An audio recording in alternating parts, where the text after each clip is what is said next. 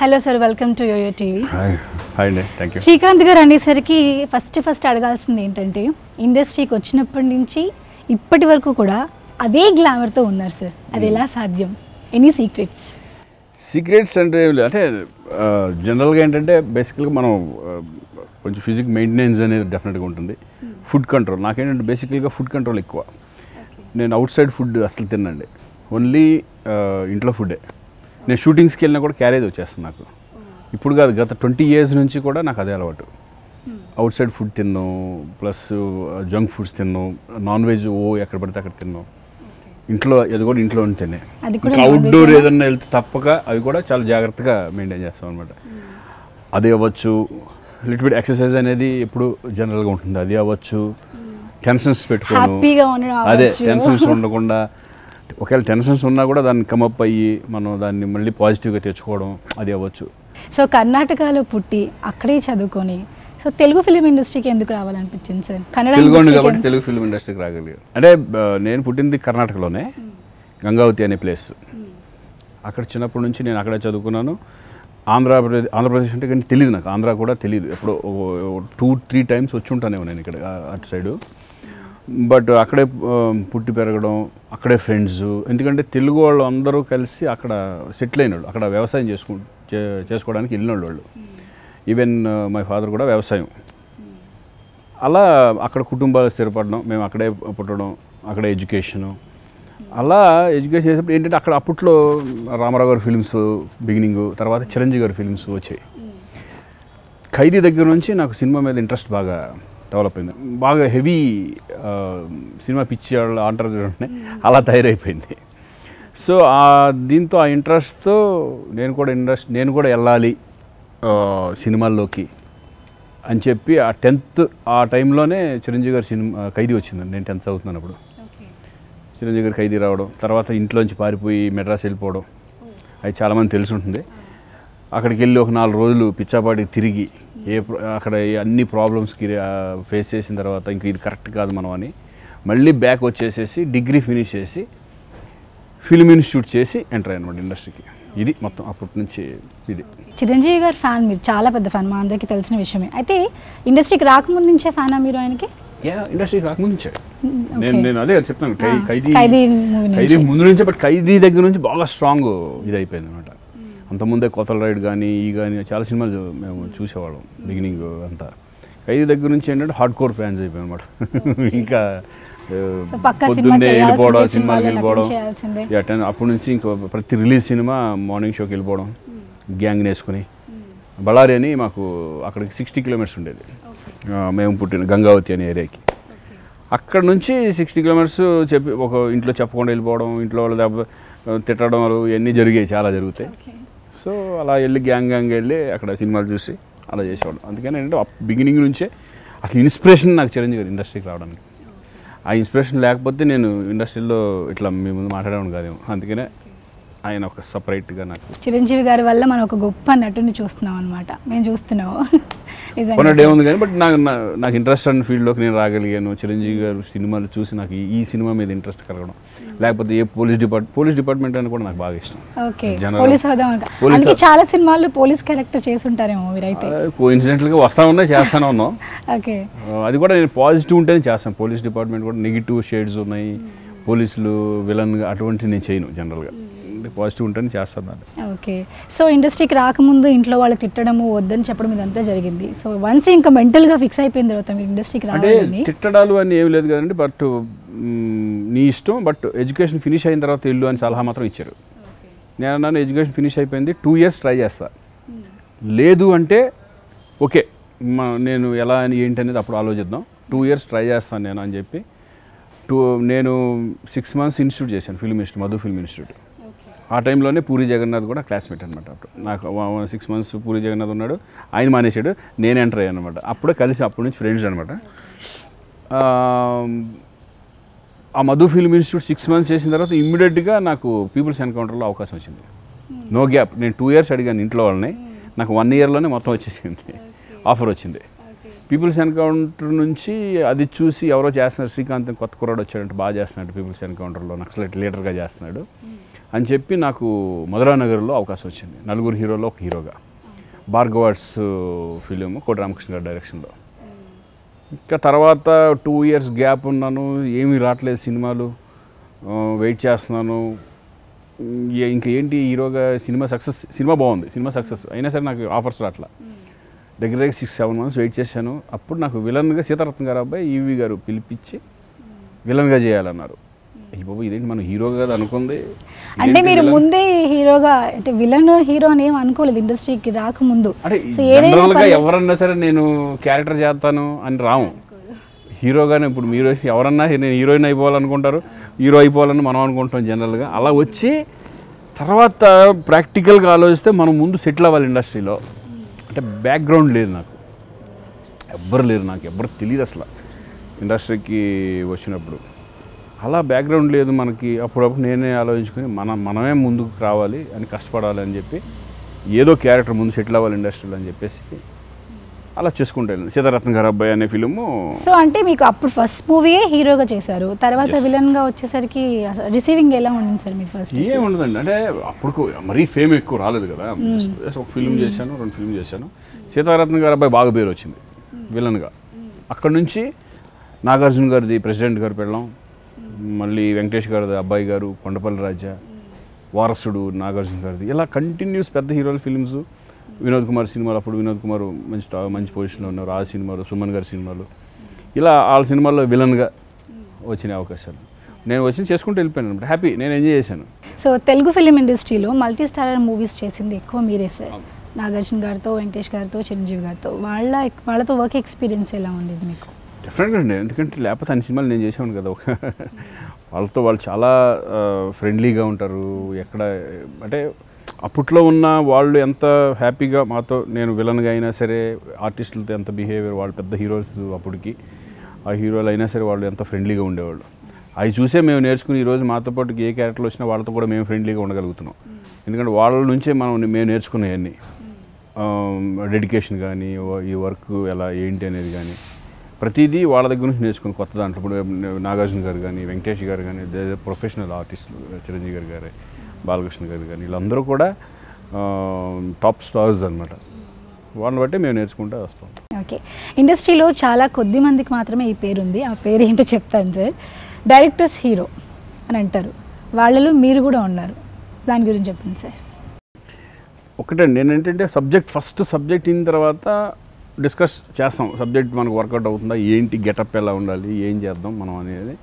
Once fix అయిపోయి సెట్లోకి వెళ్ళిన తర్వాత మాత్రం నేను అసలు ఇప్పుడు ఎంత కొత్త డైరెక్టర్ అనేది డిస్టర్బ్ చేయను. నేను చిన్న చిన్న ఇంప్రొవైజేషన్స్ అలా ఉంటాయి, అది ఎవరు కామన్, అది ఎవరైనా చేయాల్సిందే. అది మన కంటిన్యూటీ మనం గుర్తుపెట్టుకుంటూ కొన్ని మనం ఇట్లా వెళ్ళాలి ఇలా అని మనం చేసుకోవాల్సి వస్తుంది. బట్ ఎప్పుడు కూడా రివర్స్ వాళ్ళకి డైరెక్టర్కి, ఎందుకంటే మనం దూరామనుకోండి వాళ్ళు కన్ఫ్యూజ్ అయిపోయి మొత్తం టోటల్ ప్రోడక్ట్ చెడిపోయే అవకాశం ఉంటుంది. ఒక్కోసారి అన్ని ఫిల్మ్స్ హిట్ అవ్వాలని చేస్తాం, హిట్ అవ్వు కొన్ని కంటిన్యూస్గా పోతూ ఉంటాయి. దాంట్లో మిస్టేక్స్ అదే డైరెక్టర్ పెద్ద సూపర్ హిట్ ఇస్తాడు, మళ్ళీ నెక్స్ట్ చేసేప్పటికి అదే డైరెక్టర్ ఫ్లాప్ ఇస్తాడు, మనం ఏం జడ్జ్ చేయలేము దాన్ని. సో ఎప్పుడు కూడా డైరెక్టర్స్ ఏం చెప్తే అది చేసుకుంటూ వెళ్ళిపోయాను నేను. వాళ్ళు అంతా వదిలేస్తాను, నేనైతే ప్యూర్ మైండ్తో వెళ్తాను. నాకు అసలు యాక్టింగ్ వచ్చు, నాకు రాదు, ఇట్లా నేను ఈ సీన్ చేయాలి అనేది అసలు ఏం ఉండదు నాకు. పొద్దున్నే సీన్ పేపర్ ఒకసారి వచ్చి చూసుకుంటాను, చూసుకున్న తర్వాత డైరెక్టర్ ఏం చెప్తే ఎక్కడి నుంచి ఇక్కడ నుంచి అట్లా శ్రీకాంత్ ఇక్కడ నుంచి అమ్మాయి దగ్గరికి వెళ్ళి ఇట్లా చూసుకొని చిన్న ఇంటెన్స్ ఉంటుంది కదా, సీన్ ఇంటెన్స్ ఉంటుంది, ఆ సీన్ ఇంటెన్స్ ప్రకారం చేసుకుంటూ వెళ్ళిపోవడమే. ఓకే, అందుకే ఇప్పుడు కూడా ఏ డైరెక్టర్తో కూడా నాకు ప్రాబ్లం అవ్వాలి.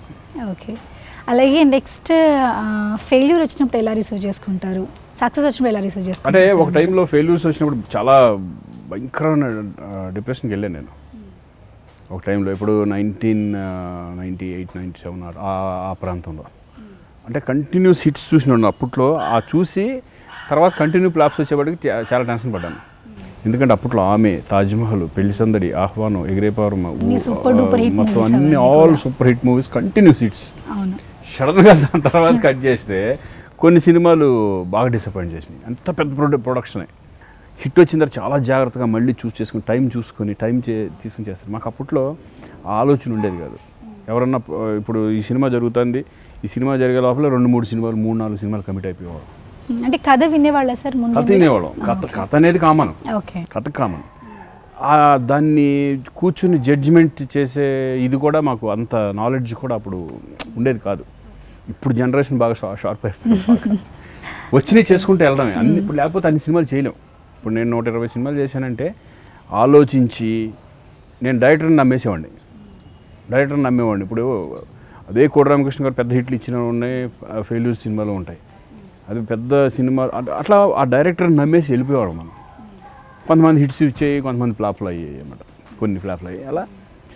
సో నంబర్ ఆఫ్ ఫిల్మ్స్ అప్పుడు చేసుకుంటూ వెళ్ళేవాళ్ళం. సో 100వ సినిమా చేస్తున్నప్పుడు, మహాత్మా సినిమా చేస్తున్నప్పుడు అప్పటి వరకు చాలా సినిమాలు చేశారు, 100వ సినిమా వచ్చేసింది. సో ఆ 100వ సినిమా ఎక్స్పీరియన్స్ ఎలా ఉంది సార్ మీకు? 100 సినిమా ఎక్స్పీరియన్స్ ఏదో అంటే 100కు వచ్చేస్తుంది, ఏం చేయాలి, ఒక డిఫరెంట్ మూవీ కావాలి మనకి, ఎవరైతే బాగుంటుంది ఈ సినిమా చేయడానికి. సరే ఓకే, డైరెక్టర్ ఓకే, ప్రొడ్యూసర్ అనేవాడు రావాలి. ప్రొడ్యూసర్ ఎవరు ఉంటారు పెద్ద, ఎందుకంటే దానికి బడ్జెట్ కూడా ఆలోచించకూడదు, ఆలోచించిన ప్రొడ్యూసర్ కావాలి మనకి అనుకొని ఫస్ట్ ప్రొడ్యూసర్ వచ్చాడు. నాకు ప్రొడ్యూసర్ దొరికాడు. ప్రొడ్యూసర్ దొరికిన తర్వాత ఎవరు అనుకున్నప్పుడు అందరం కలిసి కృష్ణవంశీ అయితేనే బాగుంటుంది మనకి, ఎందుకంటే ఆల్రెడీ అంతకుముందు కృష్ణవంశీతో 100 సినిమా నువ్వు చేయాలి, అది ఇది ఈ టైప్లో డిస్కషన్ మధ్య మధ్యలో జరిగేది. అప్పుడు ప్రొడ్యూసర్ ఓకే అయిన తర్వాత ప్రొడ్యూసర్ నేను కలిపి వంశీ దగ్గరికి వెళ్ళడం, వంశీ మహాత్మా సబ్జెక్టు ఎన్నుకోవడం, నాకు మంచి పేరు రావడం. నాకు ఫస్ట్ ఆ సినిమానే నంది అవార్డు రావడం. అంతవరకు 100 సినిమాలు రాలేదు, దగ్గర వరకు వెళ్ళేది ఆగిపోయింది. So it's wonderful experience. మా ఫ్రెండ్, మాకు బాగా ఫ్రెండ్ ఆయన సిఆర్ మనోహర్ అని కర్ణాటక అనమాట, ఆయన ప్రొడ్యూసర్ అనమాట. ఇప్పుడు ఆయన చాలా సినిమాలు చేస్తున్నారు, పెద్ద సినిమాలు చేస్తున్నారు. ఇప్పుడు కర్ణాటకలో పెద్ద సినిమాలు చేస్తున్నారు. ఆయన ఇప్పుడు ప్రజెంట్ ఎమ్మెల్సీగా ఉన్నారు అక్కడ కర్ణాటకలో. ఈజ్ ద ప్రొడ్యూసర్ అనమాట దానికి. వండర్ఫుల్ ఎక్స్పీరియన్స్ 100 సినిమా. So recent blockbuster hit Sarrainodu movie, Allu అర్జున్కి బాబాయ్ క్యారెక్టర్ అనగానే మీకు ఎలా అనిపించింది సార్? వినగానే బాబాయ్ క్యారెక్టర్ అంటే ఒకటండి, నేను అంతకుముందు గోవిందుడు అందరవాడే చేశాను. అంటే ఓకే, చిరంజీవి గారితో చేశాను, నాగార్జున, వెంకటేష్, బాలకృష్ణ, అప్పుడప్పుడు మధ్యలో మేము ఇద్దరు హీరోలు చేస్తా వచ్చాం. సరే నెక్స్ట్ ఏంటంటే వంశీనే గోవిందుడు అందరవాడేలో రామ్ చరణ్ ఆపోజిట్గా బాబాయ్ క్యారెక్టర్, దాంట్లో కూడా సపరేట్ ఇండివిజువల్ క్యారెక్టరు. సరే బాగుంది, సరదా చేద్దాం, ఎందుకంటే నాకు అటువంటిది ఏమి లేదు, సరదా మంచి క్యారెక్టర్ ఉంటే చేసేద్దాం అనే ఫీలింగ్ ఉంది. దాని తర్వాత అది అయిపోయిన తర్వాత ఇక్కడ నుంచి అల్లు అరవింద్ గారు వాళ్ళ దగ్గర నుంచి ఫోన్ వచ్చి ఇట్లా సరైన వాళ్ళలో క్యారెక్టర్ బాబాయ్ క్యారెక్టర్ ఉంది, నువ్వు చేయాల్సి. బట్ ఇది నీకు ఎంతవరకు వాళ్ళకి ఫస్ట్లో చెప్పేసాను, ఎంతవరకు నీకు ఉపయోగపడద్దో తెలియదు, కానీ సినిమాలో నువ్వు చేస్తే బాగుంటుంది డెఫినెట్గా. అది ఎందుకంటే క్లైమాక్స్లో కంపల్సరీ హీరోనే చేసే క్యారెక్టర్ అది, మిగతాదంతా అలా అలా ఉన్నా ఓన్లీ క్లైమాక్స్ మీద డిపెండ్ అయిన ఇదనమాట నా క్యారెక్టర్. ఆ ఫీలింగ్ రావడానికి ఒక హీరో చేస్తే బాగుంటుంది, నువ్వు చేస్తే బాగుంటుంది, సినిమాకి వెళ్ళిపోద్ది అంటే సరే క్లైమాక్స్ మీ మీద ఆధారపడి ఉంటుంది. ఓన్లీ దాని గురించే నేను నాకు ఎంత పేరు వచ్చింది, దాన్ని నాకు ఉపయోగపడిందా లేదా అనేది సెకండ్, నేను ఆలోచించలా. అలాగే ఊహగారి కాంబినేషన్లో, మీ ఇద్దరి కాంబినేషన్లో సినిమాలు 3 సినిమాలు వచ్చాయి. 3-4. సో ఫస్ట్ మూవీ ఆమె, అప్పటి నుంచి మీ పరిచయం మొదలైంది. ఎవరికి ఫస్ట్ ప్రపోజ్ చేశారు, ఎలా జరిగింది? అంటే కొంతమందికి ఇంకా తెలియని వాళ్ళు ఉంటారు సార్, అందరూ తెలుసు చాలా మంది. అంటే ఎవరెవరు నేనే చేశాను అనుకోండి, పోనీ అలా అనుకోవడం ఉండేది సార్, ఎవరు చేశారు తెలియాలి. నేనే చేశాను అండి అనుకోవడం అంటే ఇంకా చెప్పేశారుగా. అంటే ఫస్ట్ నుంచి ఏంటంటే ఆమె దగ్గర నుంచి తను ఇద్దరం కలిసి చేయడం, తను భావాలు కానీ కానీ నాకు నచ్చడం, ఒకరికొకళ్ళు. అది ఇప్పుడు ఎలా ఉంటుందంటే ఫస్ట్ వచ్చినప్పుడు అనుకోం కదా, జనరల్గా మెల్లగా 2 సినిమాలు 3 సినిమాల్లో అలా ఒకరికొకరు నచ్చి. ఇంకోటి ఏంటంటే మరి లవ్ మ్యారేజ్ అనుకంటే అరేంజ్డ్ మ్యారేజ్ అంటమే నాకు ఎక్కువ ఇష్టం, ఎందుకంటే ఫస్ట్ సినిమా దగ్గర నుంచి కూడా ఇంట్లో వాళ్ళతో అలవాటు చేశాను నేను. మా ఇంటికి ఏదైనా ఫంక్షన్స్ ఉంటే ఇంటికి రావడం, వాళ్ళ ఇంట్లో ఏమైనా ఫంక్షన్ ఉంటే నేను వెళ్ళడం, ఒక ఫ్రెండ్లీగా. ఇప్పుడు ఎట్లా ఉంటుంది, మన ఇండస్ట్రీలో ఒక్కొక్కళ్ళు ఫంక్షన్స్కి వెళ్తూ ఉంటాం, అందరం పరిచయమైన వాళ్ళు అందరూ వెళ్తూ ఉంటాం, హీరోయిన్స్ వాళ్ళ ఒక ఫంక్షన్లో కలుస్తూ ఉంటాం కదా. అలా నేను ఎప్పుడు కూడా నా ఫంక్షన్స్ ఎక్కువ ఇంట్లోనే చేసుకుంటాను నేను. అంటే ముందు చూపుతోనే ఊహగారిని ఇంటికి తీసుకొచ్చారు అనుకోవచ్చు. బిగినింగ్ లేదు, బిగినింగ్ మామూలుగానే ఫ్రెండ్లీగా పిలుస్తాం కదా జనరల్గా. అలా అలా అలా అలా మెల్లగా ఇంట్లో కూడా వాళ్ళు తను పద్ధతి, దాని బిహేవియరు బాగుందా, మంచి చక్కటి బిహేవియర్గా ఉందిరా అంటాం, అది మనకి లోపల పడడం, అలా స్టార్ట్ అయ్యి ప్రపోజల్. తను ఇంకా ఒకటే అనుకున్నాం, తను వన్స్ మ్యారేజ్ అయిన తర్వాత ఇంకా సినిమాలు వద్దు అని అనుకుని ఇక ఎప్పుడైతే మ్యారేజ్ అయిందో అప్పటి నుంచి సినిమాలు చేయలే. మీరు చిరంజీవి గారి ఫ్యాన్ కావడం, ఊహగారు కూడా చిరంజీవి గారి సినిమాలో చేశారు, సిస్టర్ క్యారెక్టర్ చేశారు. సో దాని గురించి చెప్పండి సార్. అంటే క్యారెక్టర్లో తను చాలా సినిమాలు చేసింది, అనుకోకుండా జరిగింది అది. చిరంజీవి గారితో తను చేసింది. తను విచిత్రం ఏంటంటే తను అన్నయ్య అంటది, నేను అన్నయ్య అంటాను, తను అన్నయ్య అంటది. అదే చెప్తూ ఉంటారు ఆయన వచ్చినప్పుడల్లా. ఎప్పుడన్నా నాకు విచిత్రంగా ఉంటుంది, ఒక పక్కన నువ్వు అన్నయ్య అంటావు, ఊహ అన్నయ్య అంటారు, బాగుంది ఇది చక్కగా అంటారు.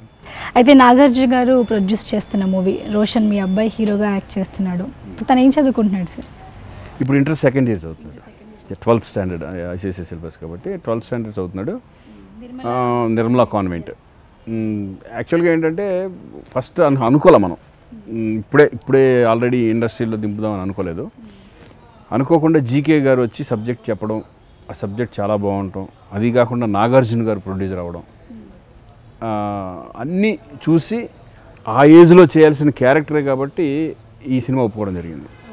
2 రోజులు ఆలోచించాం, ఇంట్లో అందరూ కూర్చొని ఆలోచించి చేద్దామా వద్దా అని. అంటే ఇప్పుడు చదువుకుంటున్నాడు కాబట్టి వద్దు. బట్ ఇప్పుడు కూడా ఈ ఒక్క ఫిల్మే మనం సైన్ చేసింది, ఈ ఫిల్మ్ అయిన తర్వాత చూద్దాం ఎట్లా ఉంటుంది. సో ఎన్ని ఇయర్స్ తర్వాత రోషన్ హీరోగా ఎక్స్పెక్ట్ చేయొచ్చు, కంప్లీట్ హీరోగా? చూడాలండి, అంటే ఈ సిచ్యువేషన్ ఎలా ఉంటుందో తెలీదు. అది ఎడ్యుకేషన్ ఫినిష్ చేసిన తర్వాత ఏంటి, లేదు దీంట్లోనే డిప్లొమా చేస్తే ఒక రకంగా ఎలా ఉంటుంది అనే దాంట్లో ఉన్నాం. రాశి గారిది మీ కాంబినేషన్ ఎంత సూపర్ డూపర్ హిట్టో మాకు తెలుసు. సో మీ ఇద్దరు కాంబినేషన్లో నెక్స్ట్ మేము ఏదైనా మూవీ ఎక్స్పెక్ట్ చేయొచ్చా? ఎవరు రాశి గారిది? హీరో హీరోయిన్లో ఏం చేస్తాం, ఇంకా హీరోయిన్లుగా కాదు సార్, నార్మల్గా వైఫ్ అండ్ హస్బెండ్ ఏదన్నా. ఇప్పుడు సరైన వాళ్ళు బాబాయ్ లాగా ఎలా అయితే చేశారో పిన్ని బాబాయ్ లాగా రావచ్చు, ఇన్ ఫ్యూచర్ చెప్పలేం. ప్రస్తుతానికి అటువంటి ఏమి లేవు, ప్రస్తుతానికి అయితే నేను ఎక్స్పెక్ట్ చేయకూడదు లేవు ప్రస్తుతానికి. ఓకే, ఇన్ ఫ్యూచర్ చెప్పలేము, ఎందుకంటే షీఈ్ వండర్ఫుల్ ఆర్టిస్ట్. రాశి గారు చాలా మంచి ఆర్టిస్ట్. ఎందుకంటే మా ఇద్దరు కాంబినేషన్ ప్రేస్ రావే, extraordinary movie, extraordinary hit film. ఇప్పటికీ అది టీవీలో వస్తే కనుక ప్రతి ఒక్కరు ఫోన్లో వస్తూ ఉంటాయి మాకు. ఆ లాస్ట్ క్లైమాక్స్ సీన్లో ఏడవడం కానీ ఇది కానీ వండర్ఫుల్ మూవీ అనమాట. She wonderful artist. సో అలాగే మీది recent movie sir, mental police అని ఫస్ట్ టైటిల్ పెట్టారని విన్నాం దానికి. సో దాన్ని కాంట్రవర్సీ చేశారు, అది పోలీస్ అని పెట్టినందుకు, మెంటల్ పోలీస్ అని పెట్టినందుకు అదొక ఇష్యూ అయిందని కోర్టులో అలాగే కేసు కూడా వేశారని విన్నాం సార్. యాక్చువల్గా ఏంటంటే మా డైరెక్టర్ ఉద్దేశం మెంటల్ పోలీస్ అనేది ఇది కాంట్రవర్సీ అవుతుంది అనుకుని పెట్టాల, సబ్జెక్ట్ క్యాప్ట్ అనుకుని పెట్టుకున్నాం. ఎందుకంటే ఒక పోలీసు, సిన్సియర్ పోలీస్ ఆఫీసర్ ఎవ్వరి మాట ఎండో, పై ఆఫీసర్ల మాట ఎండో, పొలిటీషియన్స్ మాట ఏండో, తను అనుకున్న రూట్లో తను వెళ్తాడు. అటువంటి వాళ్ళని ఏమంటారు, వీడికి మెంటల్ వచ్చిందిరా, ఎంత చెప్పిన వింటలేదురా అంటాం. అది తెలంగాణ అసోసియేషన్ నుంచి, ఆంధ్ర అసోసియేషన్ నుంచి అబ్జెక్షన్స్ రావడం, నేను పై ఆఫీసర్స్ దగ్గరికి వెళ్ళి వాళ్ళతో డిస్కస్ చేయడం. వాళ్ళు డెఫినెట్గా అంటే ఒకటి మనకు రెస్పాన్సిబిలిటీ అనేది కూడా మనం ఆలోచించుకుంటాం, రెస్పాన్సిబిలిటీ మనకి ఉంటుంది. వాళ్ళు చెప్పగానే మేము కరెక్టే కదా అనుకున్నాం. ఎందుకంటే ఆ పై ఆఫీసర్ వచ్చి ఏమంటే మీరు సినిమాలు తీస్తున్నారు కరెక్టే అంటే, ఓకే ఇస్ అ పాజిటివ్, మీరు చెప్తున్నారు సినిమాలో స్ట్రిక్ట్ పోలీస్ ఆఫీసర్ కథ ఇదండి అని చెప్తున్నారు. బట్ పోస్టర్లో మెంటల్ పోలీస్ అని పడగానే ఆడియన్స్కి వేరే రకంగా వెళ్తుంది. మీరు ఒకసారి ఆలోచించండి, ఒక రెస్పాన్సిబిలిటీ మీరు కూడా తీసుకోండి. మేము పోలీస్ డిపార్ట్మెంట్ అంతా మేము రెస్పాన్సిబిలిటీగా మేము ఎంత ఫీల్ అవుతామో, ఒక సమాజంలో ఉంటున్న మీరు కూడా ఒక రెస్పాన్సిబిలిటీ ఫీల్ అవ్వండి. ఆ పోలీస్ అనేది తీసేస్తే బాగుంటుందండి అనగానే మేము ఇంకేం ఆలోచించాల. ఎందుకంటే వాళ్ళని డెఫినెట్గా నాకైతే పోలీస్ డిపార్ట్మెంట్ గౌరవం, నేనైతే డైరెక్ట్ చెప్పేశాను అర్జెంట్ తీసేయాల్సింది అది ఎట్టి పరిస్థితుల్లో. దాన్ని అసలు కాంట్రవర్సీ కూడా చేయొద్దు, ఎక్కువ సైలెంట్గా దాన్ని పోలీస్ అనేది చేసేస్తే బెటర్ అని చెప్పేసి అలా చేసాం. ఇప్పుడు ఓన్లీ మెంటల్ అని పెట్టాను అనమాట. క్యాప్షన్ ఏమైనా ఉందా సార్ దానికి? ఇప్పుడు పోలీస్ తీసిన తర్వాత ఇంకా వేరే క్యాప్షన్స్ ఏం లేదు, శ్రీకాంత్ మెంటల్ అన్నారు ఇప్పుడు, అందుకంటే ఏం లేదు. అయ్యో, సో క్యాప్షన్ ఏమైనా పెట్టే ఆలోచన ఉందా? మెంటల్ పోలీస్ అయితే బాగుండే, మెంటల్ ఇంకానే డైరెక్టర్ని మెంటల్ అంటారు, ఇప్పుడు హీరోని మెంటల్ అంటారు, ఇప్పుడు డైరెక్టర్ని మెంటల్ అంటారు, అట్లా ధైర్యం అది. అంటే ఎటువంటి సీన్స్ ఉంటాయంటే ఇప్పుడు జరుగుతున్న సమాజంలో జరుగుతున్న సీన్స్ అని దాంట్లో ఉంటాయి. ఫర్ ఎగ్జాంపుల్ ఒకటి ఉంటుందండి, ఒక వర్క్ చేస్తూ ఉంటాడు, ఒక కాఫీ హోటల్లో పనిచేస్తూ ఉంటాడు. చేసే అతను సడన్గా అడుక్కుంటాడు. అడుక్కుంటా కనపడితే అతన్ని తీసుకెళ్ళి, ఎందుకురా నువ్వు పని చేసుకునేవాడు కదా, నువ్వు అడుక్కుంటున్నావు ఏంటి అంటే, బాల కార్మికుల చట్టం అంట సార్, పనులు చేయకూడదంట, అందుకని పనులోంచి తీసేసేసారండి మమ్మల్ని, అడుక్కోవచ్చు అంట సార్ మేము. బ్యూటిఫుల్ సీన్ అది, ఎవడో అంటే అడుక్కోవచ్చు కానీ పనులు చేయకూడదు. ఇది ఎక్కడ న్యాయం అండి? మా అమ్మ చావు బతుకులో నేను డబ్బు సంపాదించకపోతే నేను ఎట్లాగండి నాకు, అందుకనే ఇలా నేను అడుక్కోవాల్సి వచ్చిందండి అని. అటువంటి సీన్స్ అన్నీ టచ్ చేసుకుంటూ వెళ్ళాం ఈ సినిమాలో, మెంటల్ సినిమాలో. దాన్ని సరి చేసుకుంటూ ఎక్కడికక్కడ దాన్ని మనం ఇప్పుడు కొన్ని పొలిటికల్గా ఒక పార్టీ వాళ్ళు కొట్టేసుకోవడం, ఆ విగ్రహాలు పడగొట్టేసుకోవడాలు ఇవన్నీ ఉంటాయి. అప్పుడు వెళ్ళి ఒక వర్గానికే, అంటే క్యాస్ట్ మీద కూడా తీసుకున్నాం. ఒక వర్గానికే, ఇప్పుడు రాజశేఖర రెడ్డి ఉన్నారంటే అందరూ రెడ్లు వేస్తేనే రాజశేఖర రెడ్డి సీఎం అవ్వలేదు, కమళ్ళు వేస్తేనే చంద్రబాబు నాయుడు సీఎం అవ్వలేదు, దొరలు వేస్తేనే మన చంద్రశేఖర్ ఆయన అవ్వలేదు. ఇటువంటి అన్ని టచ్ చేసుకుంటూ న్యాచురల్గా ఉంటుంది క్యారెక్టరైజేషన్. అది లైక్ ఆపరేషన్ దుర్యోధనలో మనం ఎలా సంధించామో ఈ మెంటల్ అనే సినిమాలో కూడా అలా ఉంటాయి. మీరు చూస్తే మీకు డెఫినెట్గా బాగుంటుంది. సో దాంట్లో సముద్రాన్ని తీసుకొస్తాను హైదరాబాద్కి అన్నట్టుగా ఇంట్లో కూడా అలాంటివి ఏమైనా ఉన్నాయా సార్? ఇది సముద్రాన్ని సముద్రాన్ని తీసుకొస్తాను అన్నవాళ్ళని కొట్టడం ఇది. ఎలా తీసుకొస్తారో మోసం చేస్తారో ప్రశ్న. ఒక డైరెక్టర్ వచ్చి మీకు స్టోరీ చెప్పినప్పుడు దాన్ని ఎవరితోనే డిస్కస్ చేస్తారా సార్? మీరు ఓన్ డెసిషన్ తీసుకుంటారా? స్టోరీ నచ్చితే ఓన్ డెసిషన్. ఇంట్లో వాళ్ళతో ఎవరితో డిస్కస్ చేయను, మిసెస్తో వాళ్ళు డిసిషన్ తీసుకొని ఎలా ఉంటుంది అని. ఓన్ డిసిషన్, తప్పో రైటో నేనే బాధ్యత. బట్ ఏంటంటే ఒక్కోసారి రైట్ అవుతుంది, ఒక్కోసారి తప్పు అవుతుంది. అది మనం ఏం చేయలేము, ఎందుకంటే డైరెక్టర్లను బట్టి ఉంటుంది ఎప్పుడు కూడా. నేను అందుకే డైరెక్టర్లు నమ్ముతాను. నేను సినిమా హిట్ అయినా ఫ్లాప్ అయినా డైరెక్టరే అనుకుంటాను నేనైతే. వాళ్ళ మీద తోసేయడం కదా, ఫ్లాప్ అయినా నేను వాళ్ళే, హిట్ అయినా వాళ్ళే అనుకుంటాను నేను. ఒకసారి సక్సెస్ అవ్వచ్చు, ఫెయిల్ అవ్వచ్చు. ఓకే, ఫ్యూచర్లో ఇంకా సోలో పర్ఫార్మెన్స్ ఏదైనా చూడొచ్చా సార్? ఇప్పుడు మెంటల్ సోలోనే ఫర్దర్గా ఇంకా నెక్స్ట్ ఇది కాక ఇంకో ఫిల్మ్ చేస్తున్నాను నేను, రారా అని చెప్పేసి. శ్రీమిత్ర చౌదరి గారు ప్లస్ విజయ్ అని నా ఫ్రెండ్, వీళ్ళు ఒక ఫిల్మ్ చేస్తాం. ఆల్రెడీ ఆల్మోస్ట్ ఒక 1 వీక్ బ్యాలెన్స్ ఉంటుంది. హారర్ కామెడీ చేస్తాం. హారర్ కామెడీ ఫస్ట్ టైం నేనంటే కొత్తగా ఉంటుంది, అన్ని సీరియస్ అవుతున్నాయి. మంచిగా హారర్ కామెడీ ఒకటి చేస్తున్నాము. దాంట్లో ఏంటంటే దెయ్యాన్ని ప్రేమించడం, మీరు ఆ అమ్మాయి కూడా ఆ ఫీలింగ్ లోకి వచ్చి నేను ఎలా వదిలించుకోవాలని నేను తెలిసిన తర్వాత ఈ ఫన్నీగా ఉంటూ ఎలా బయటపడ్డారు వీళ్ళంతా. సో భయపడే క్యారెక్టర్ సార్ అది? భయపెట్టే క్యారెక్టర్ కూడా? భయపెట్టేది కాదు, భయపడేది ఏం కాదు. సో మీరు దయ్యాలు లవ్ చేస్తారు, అన్నీ ఉంటాయి. ఎందుకంటే భయపడే దయ్యాలు కూడా ఉంటాయి దాంట్లో. ఇంట్రెస్టింగ్ గా ఉంది సార్ ఇది మాత్రం, నిజంగా భయపడే దయ్యాలు అనేది ఈ మనుషులు తిరిగే చోట ఉండవు అనేది మనకు ఒక ఇది. అవి ఉంటాయి అనేది తర్వాత అంగతి మనకి. అందుకని ఎక్కడో బూత్ బంగ్లాలు ఉంటాయంట, ఎక్కడో రోడ్స్ అవుట్ సైడ్లో ఉంటాయంట అని మనం చదువుకుంటాం. ఈ బేదల కథల్లో వాటిల్లో చందమామ కథల్లో చదువుకుంటాం కదా. అలా ఎన్ని పక్కన దాక్కుంటే మేము వెళ్తే మేము ప్రశాంతంగా ఉందాం అనుకుంటే ఈ మనుషులు ఎవరు మనం జరగబడుతున్నారు అనుకునే దెయ్యాలు వీళ్ళంతా చూడాలని చెప్పి వాళ్ళు అనుకుంటారు. వీళ్ళందరూ రఘుబాబు, హేమ వీళ్ళందరూ కూడా దీంట్లో యాక్ట్ చేశారు అనమాట. అందరూ పెద్ద పెద్దలందరూ, కోసాని కృష్ణమురళి ప్లస్ అందరూ. అదొక ఫిలిం మనం చేస్తున్నాం. అన్ని సోలో. ఇంక నేను అంటే ప్రస్తుతానికి నేను ఏది వేరేది ఏది ఒప్పుకోలేదు, ప్రస్తుతానికి సోలోగా వెళ్తున్నా. సో విలన్గా వచ్చారు, ఫస్ట్ హీరోగా వచ్చారు, తర్వాత విలన్గా వచ్చారు.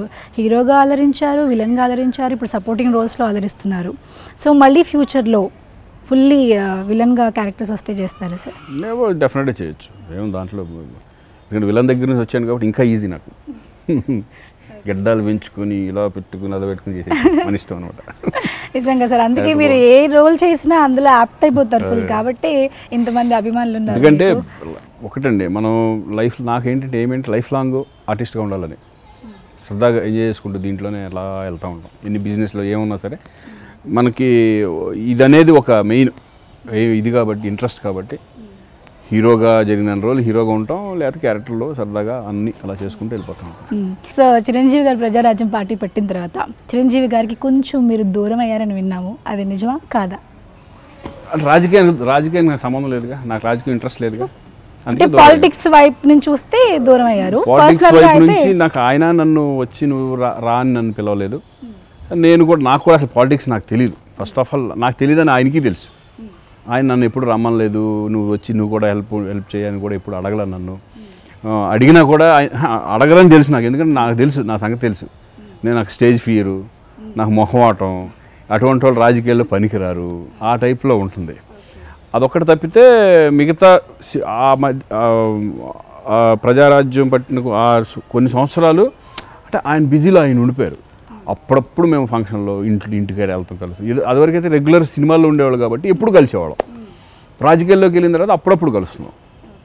ఇప్పుడు మళ్ళీ సినిమాల్లోకి వచ్చారు కదా, ఇప్పుడు మళ్ళీ రెగ్యులర్ కలుస్తున్నాం. మరి అంతే తేడా, దీంట్లో కాంట్రవర్సీ ఏమీ లేదు. ఒకవేళ పిలుచుంటే వెళ్ళేవాళ్ళ సార్ మీరు? అదే చెప్తున్నాను కదా, నాకు ఇంట్రెస్ట్ లేదు, ఆయన పిలవరు. ఇంకా పిలుచుంటే వెళ్ళేవాళ్ళు అనేది ఇంకా అవకాశం లేదు. ఓకే, ఫ్యూచర్లో ఏమైనా పాలిటిక్స్కి వెళ్ళే ఛాన్స్? అదే నాకు తెలీదు, అది కూడా తెలియదు మీకు? ఇప్పుడు అంటే ఏమో అంటే ఎప్పుడు ఎలా ఏం జరుగుతుంది తెలియదు. మనం ఇప్పుడు చెప్పేసాం నేను రాను, అవును కరెక్ట్, మేబీ ప్రజల కోసం వెళ్ళాల్సి రావచ్చు ఏదో ఒక రకంగా. ఇప్పుడు ఎందుకంటే నాకు సోషల్ యాక్టివిటీస్ ఎక్కువ ఇష్టం. మీరు ఆల్రెడీ చూస్తాను, ఉద్దు తుఫాన్ కోసం మేము క్రికెట్లు చేయడం, కొన్ని ఇట్లా పాల్గొనటం, ఇటువంటివి చేస్తూ ఉంటాను. నేను ఒక సోషల్కి వాటికి సంబంధించి నేను చేస్తూ ఉంటాను. సో ఆ ఇంట్రెస్ట్ ఉంది కాబట్టి ఇన్ ఫ్యూచర్లో ఏమో మనకేం తెలియదు. ప్రస్తుతానికంటూ అసలు ఆ మైండ్లో లేదు. రాజకీయాల్లోకి మనం వెళ్ళాలి, సిచ్యువేషన్ ఎలా ఉంటుందని మనకు తెలియదు. సో మొత్తానికి మీ టైంని మాకు కేటాయించి చాలా విషయాలు చెప్పారు sir. Thank you so much. Nice meeting you sir.